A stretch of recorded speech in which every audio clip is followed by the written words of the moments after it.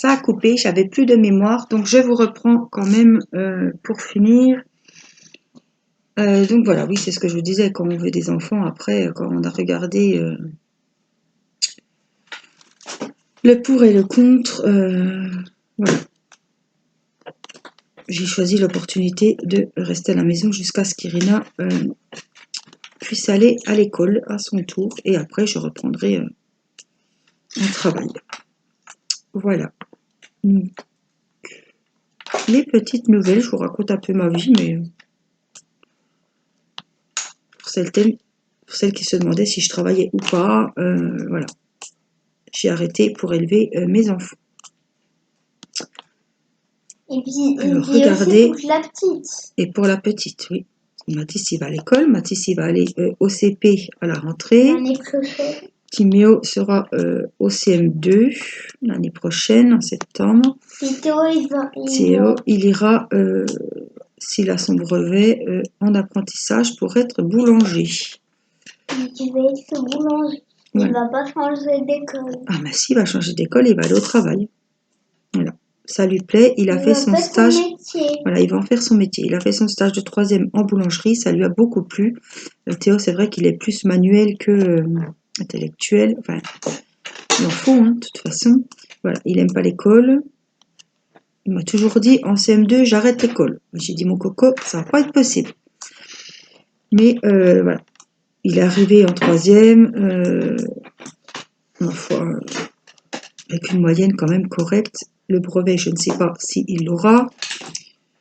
En plus, dans ces conditions, dans ces conditions, ça va être un peu compliqué avec le confinement, le manque d'école, voilà. Ah bon, fallait le voir à la maison, c'est pas avoir un prof à l'école, dans les conditions du collège. Voilà, c'est pas à la maison, c'est pas pareil qu'à l'école. Hein. On fait pas 7 heures de cours par jour. Voilà, moi je suis pas professeur. Et les profs, ils donnaient la première semaine. Hein. Oh là là, on avait du mal à s'en sortir. Hein.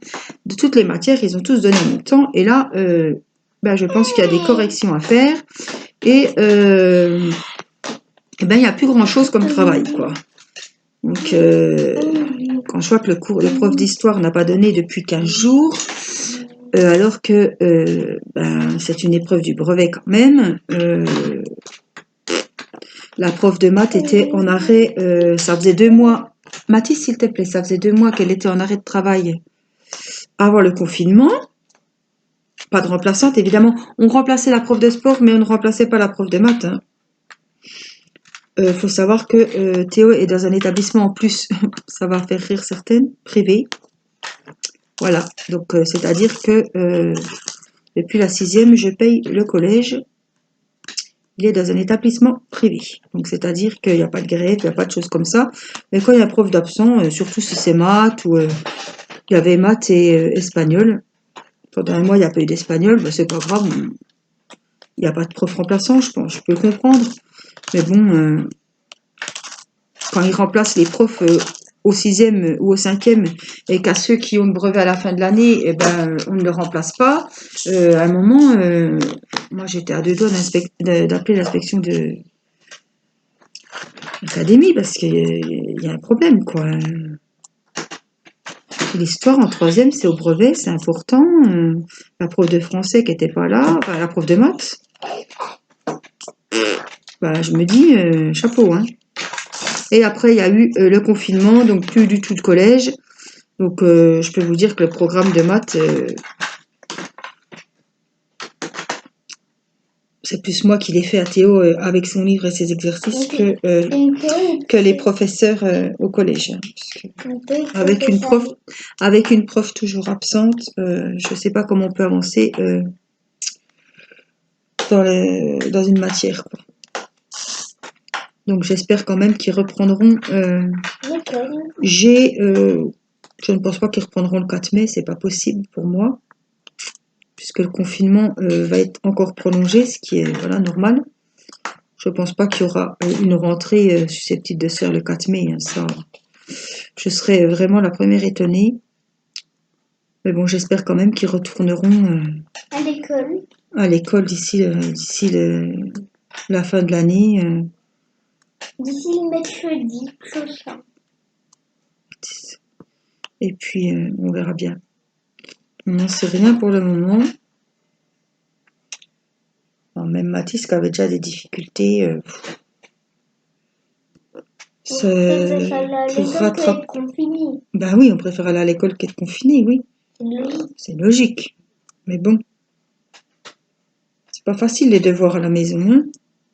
La maîtresse, elle a l'habitude de faire travailler les enfants, les faire écrire, les faire compter.